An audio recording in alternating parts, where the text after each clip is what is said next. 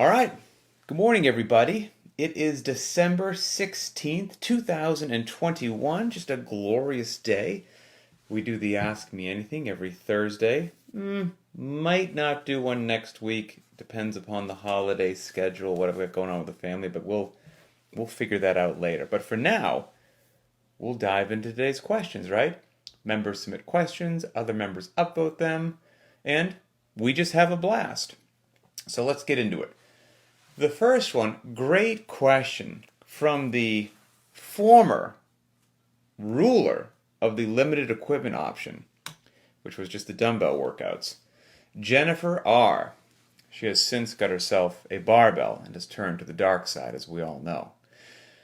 Here is her question. Jen's getting ready to go to the Level 1 seminar, the CrossFit Level 1 seminar. Fantastic experience. So here we go. She says, I've been studying for the L1, which I'm taking in January. One of the 9 foundational movements is the Sumo Deadlift High Pull.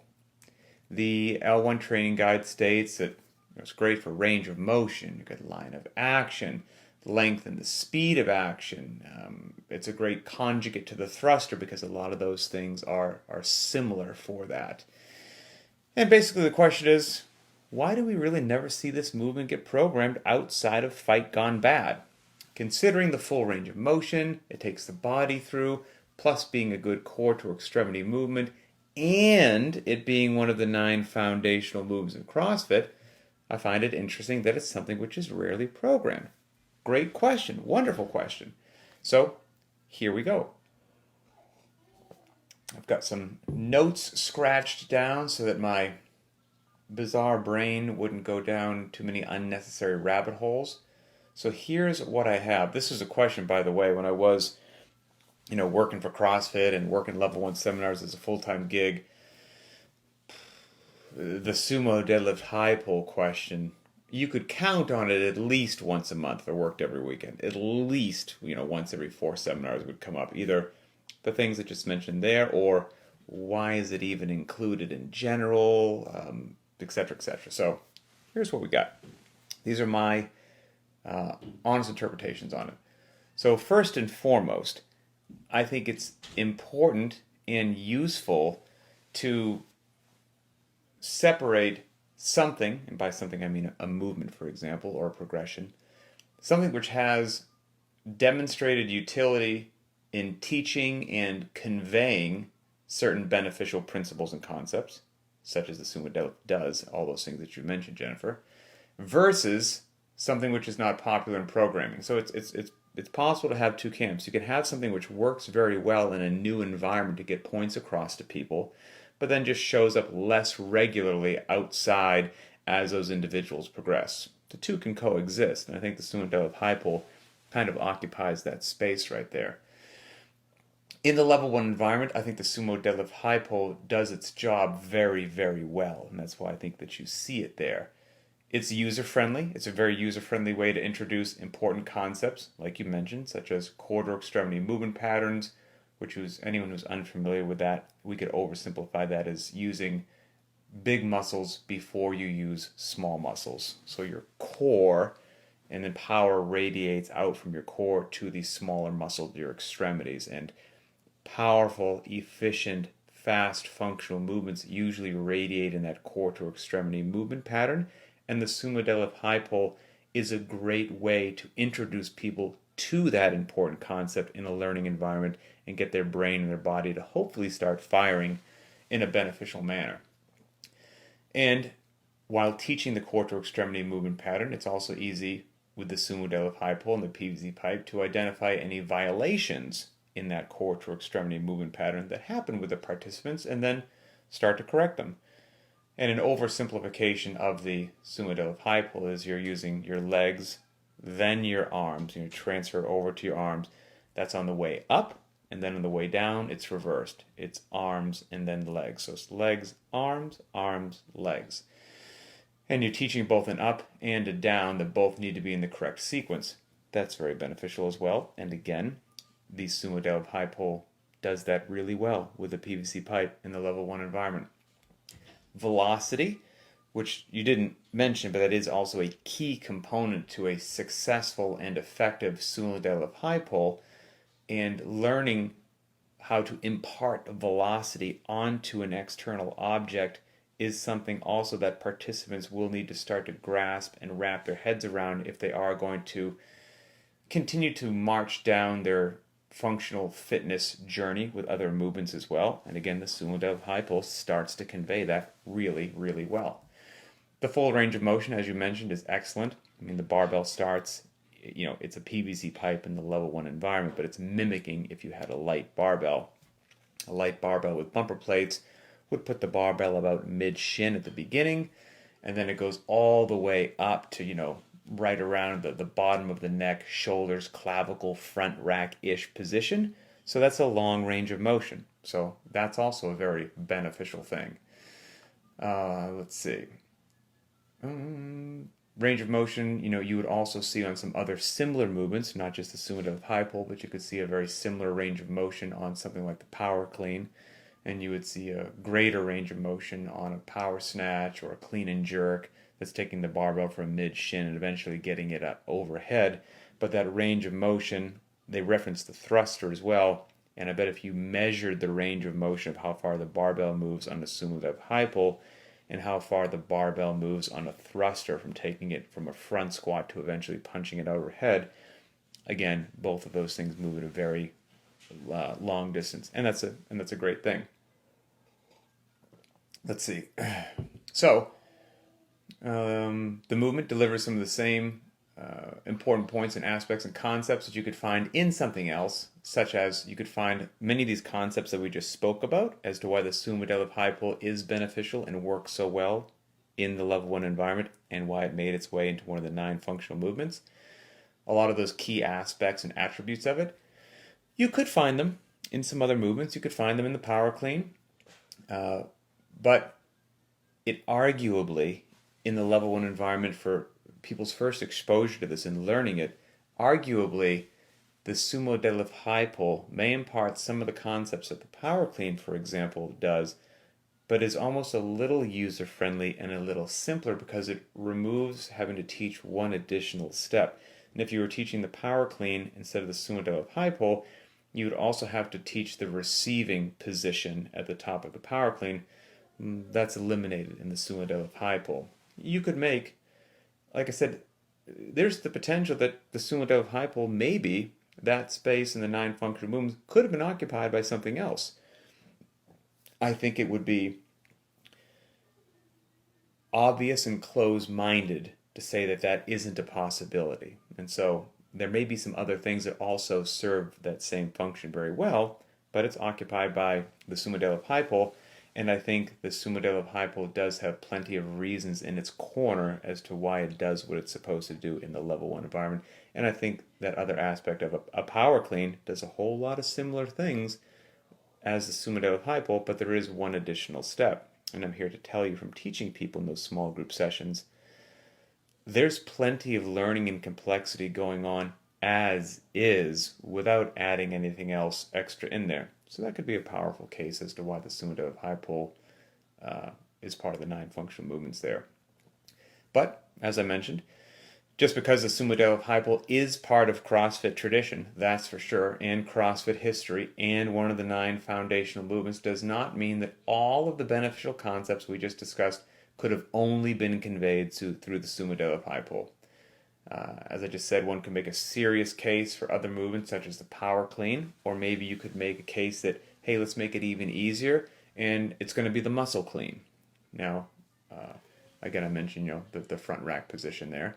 And another aspect as to why maybe the Sumo Deadlift High Pull in the level 1 environment would be beneficial to the power clean, which is such a fantastic movement, is in the level 1 environment, there's also a logistical consideration of everybody that you're trying to teach, and everybody has to have gear and something in their hands.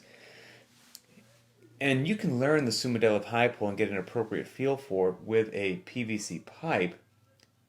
But if you were trying to learn the power clean with the PVC pipe, although it's possible, I feel that's a movement that almost a little bit extra feedback is really beneficial to feeling the positions, and front racking a PVC pipe is difficult for all but those who are quite flexible. And if you're even a little bit tight, your front rack position on a PVC pipe isn't going to look in any way, shape, or form what you want a front rack position to look like. So some of those things kind of make you lean a bit towards the Sumo Deadlift High Pull for that environment there in the level 1.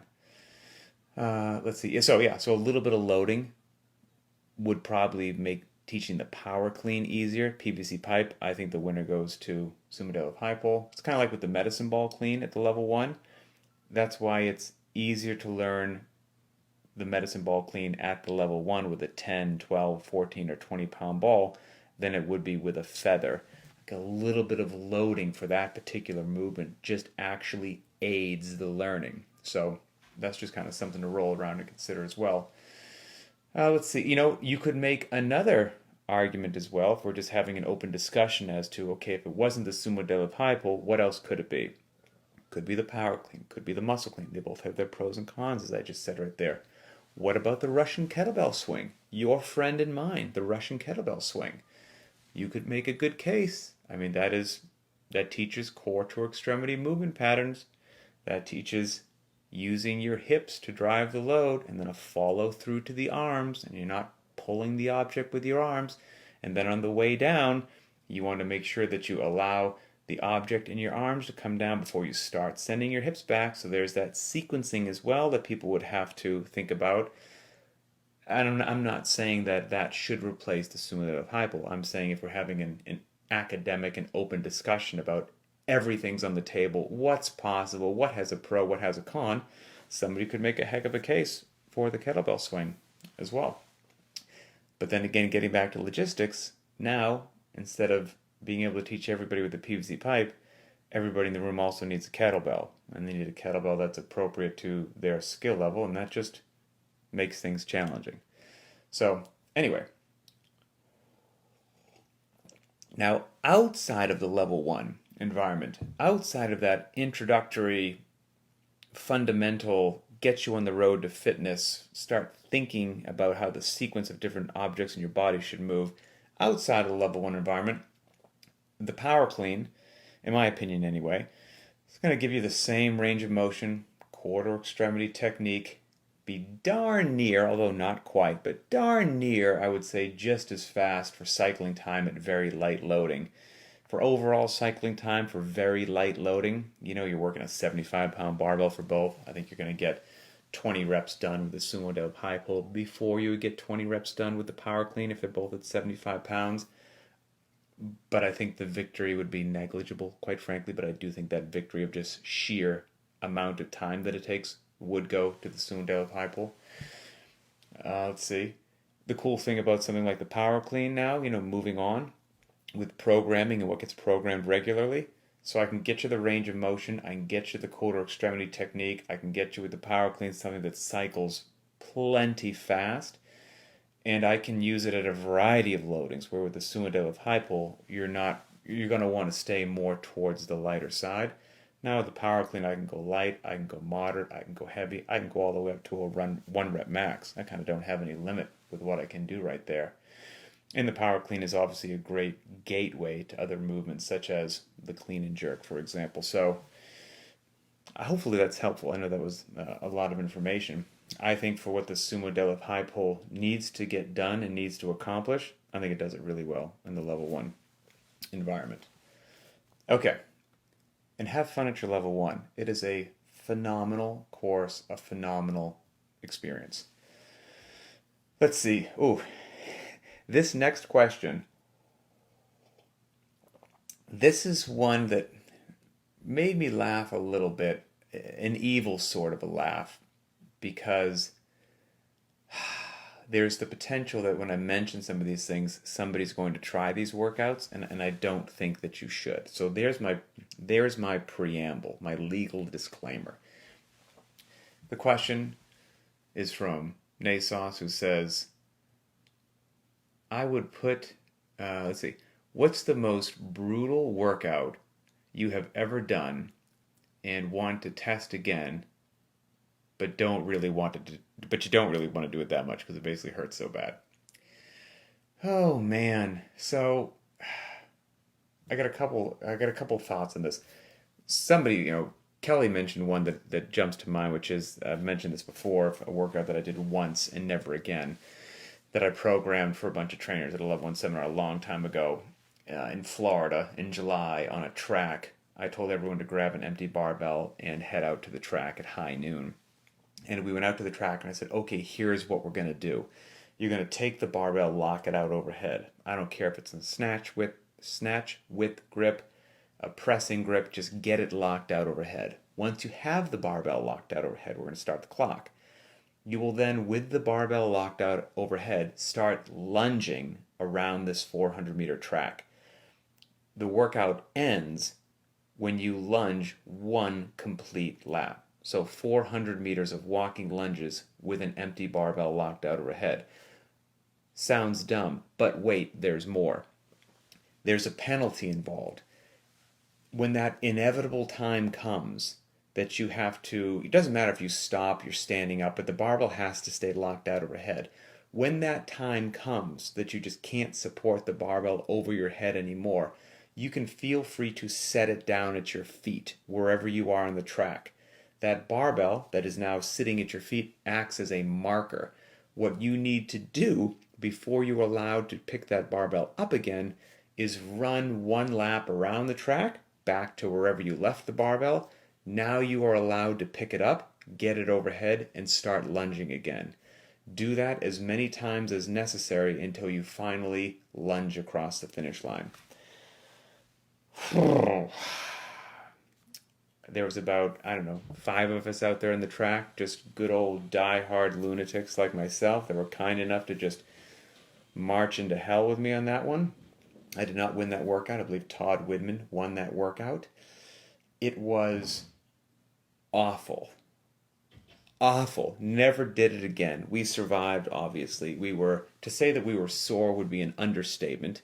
It was grueling, July, Florida, high noon, so we all had our shirts off, so we were also like just scorched, sunburned. But since you had your arms extended over your head, you were sunburned in like your armpits. Like it was just, it was just, everybody lost. It was a terrible workout. Never did it again.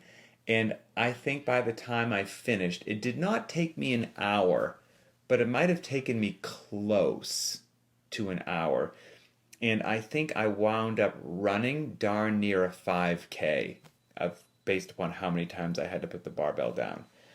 So that, to answer your question, would be very high on my list of brutal workouts that I've done once and never want to do again. The other one which leapt into my mind,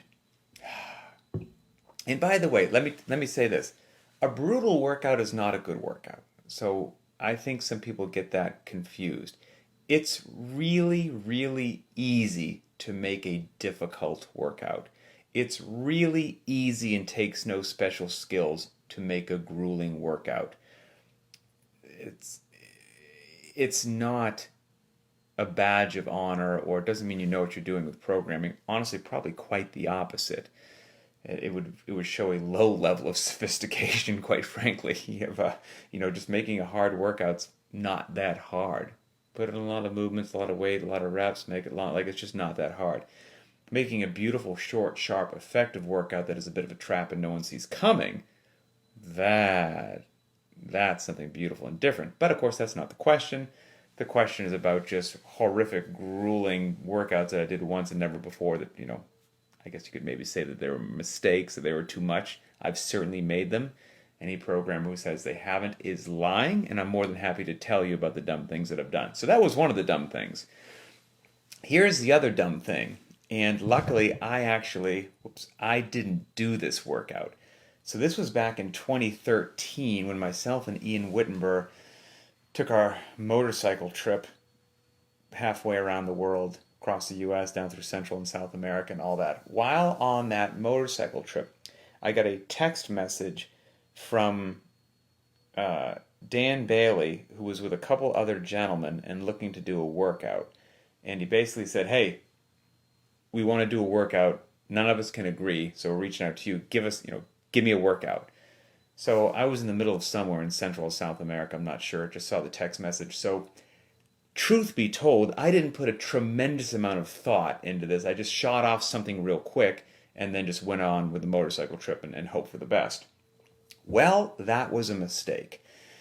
I gave him something that I thought would put a frown on his face, because that's what you do to friends, right? And then, since it was Dan Bailey, who was so darn fit, it's like, I'm going to make this dude suffer. You know what? I'm going to put you in the hurt locker.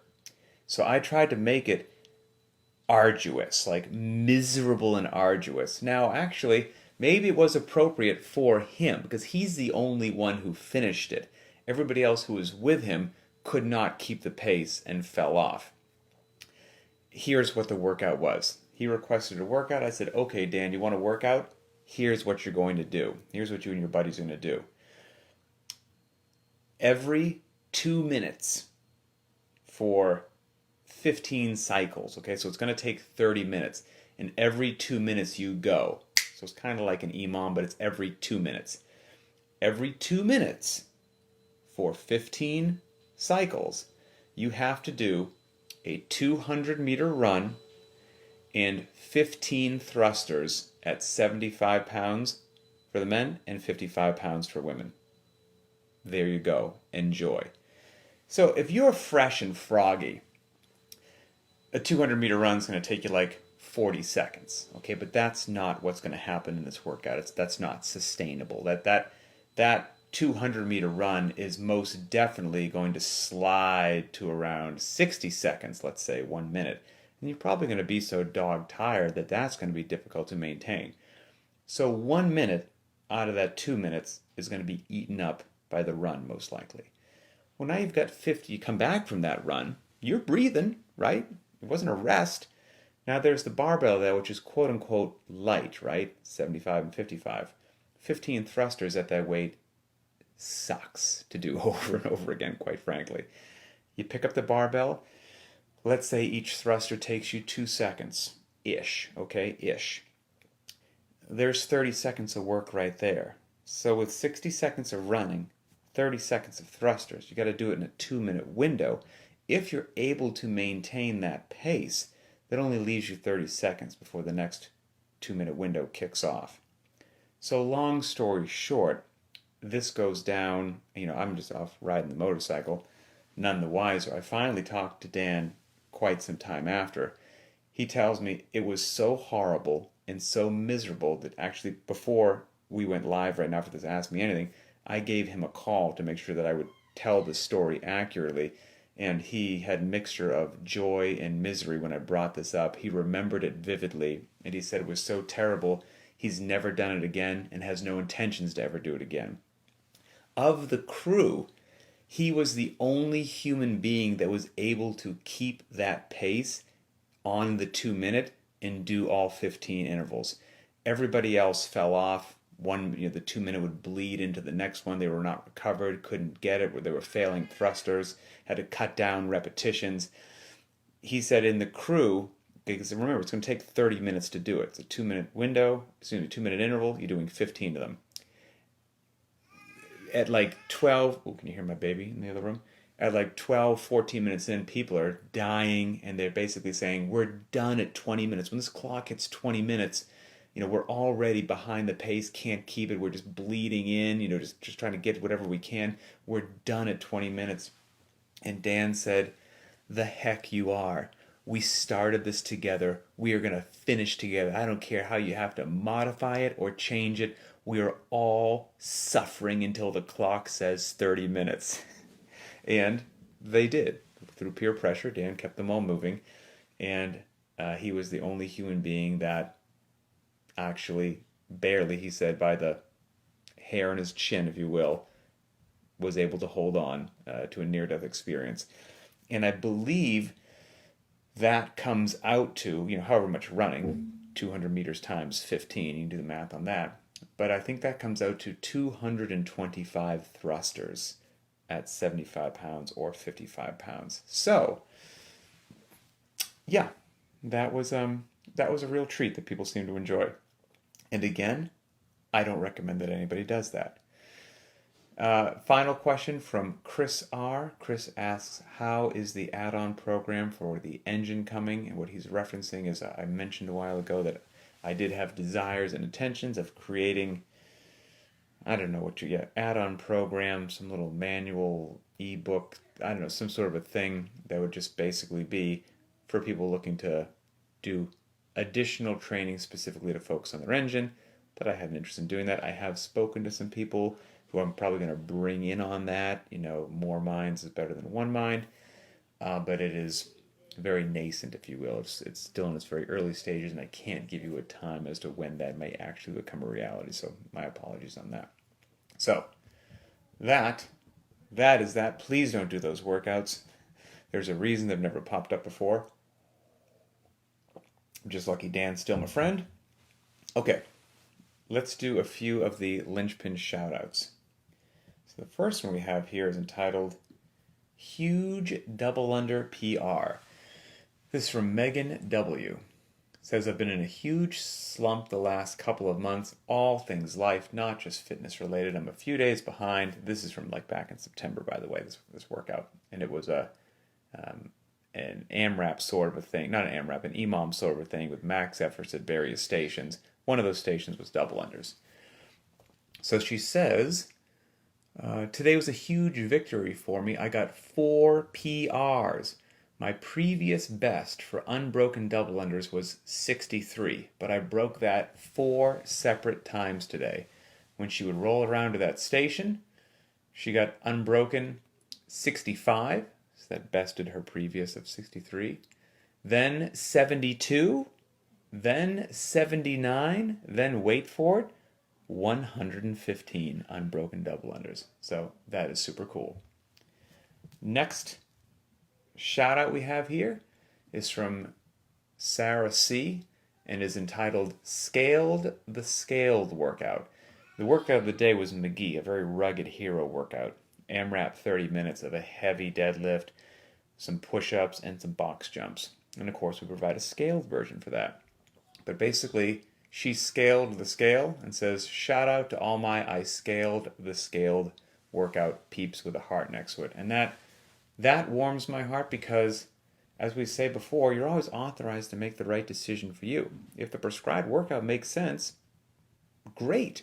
If the scaled workout makes sense, great. Somewhere in the middle, great. If you look at the scaled workout, don't think that you can't take that and then reduce it even a bit more if that's what's appropriate for you. So the fact that people in our community get that ego out of the way and actually make those good decisions and then celebrate them in the group and they're warmly received, that's a huge victory as far as I'm concerned. Mission success right there. Okay, final one. My baby's making a lot of noise in the other room. Let's see. This is entitled Wild Card. So, the Wild Card is a relatively new option that we've added to the Linchpin private track. So you have the prescribed workout of the day, then you've always had the scaled workout, and then you've always had the limited equipment, which is dumbbells, and then there's a no equipment option, which as it sounds, you don't need anything but your body and planet Earth. Well, now there's something called the Wild Card option that usually finds itself between the prescribed and the scaled, kind of somewhere in the middle. Not always. Sometimes I get a little devilishly creative and it's just a little bit different, but it's usually falls between prescribed and scaled. And so Robin T states, I just listened to the wild card announcement from Coach yesterday and couldn't have come at a better time. Today I didn't plan my workout time properly and was planning to just not bother because I wouldn't be able to do the workout prescribed or scaled in the time I had available. Then I remembered the wild card option. I've decided to work with the time I did have and just did a quick 5-minute warm-up followed by a 15-minute AMRAP of the movements. Fitness was achieved instead of missing another training day. Thanks, Coach. Awesome. Awesome. More, I don't want to go down a rabbit hole here at the end of an AMA. No one particular workout is what's going to get you to the finish line of long-term health and fitness, right? I'm not talking about competition. I don't care about competition. I don't care about training competitors. I'm talking about real people living real lives with real other duties of work, kids, stress, sleep schedules, whatever it happens to be, minimal time to work out, trying to make it happen. What's going to get you to the finish line, happy, healthy, ideally pain-free with good knees, back, and shoulders, is making smart decisions and consistency. Consistency wins. It's the tortoise and the hare. And so if you can get yourself into a community that you feel good modifying as needed to get in more workouts than you miss and to do it in a smart fashion, when I check back in with you in 5, 10, 15, 20 years, you have won the race. That's what gets you to the finish line. So that's what we're all about at Linchpin. So that's it. Thanks everybody for being awesome. I hear my baby screaming in the other room. I'm going to go see what she needs. I know that my wife's in there as well. I'm not just leaving the baby by herself, but maybe she needs her dad, right? So I will talk to everybody later. Have a great day and enjoy tomorrow's workout.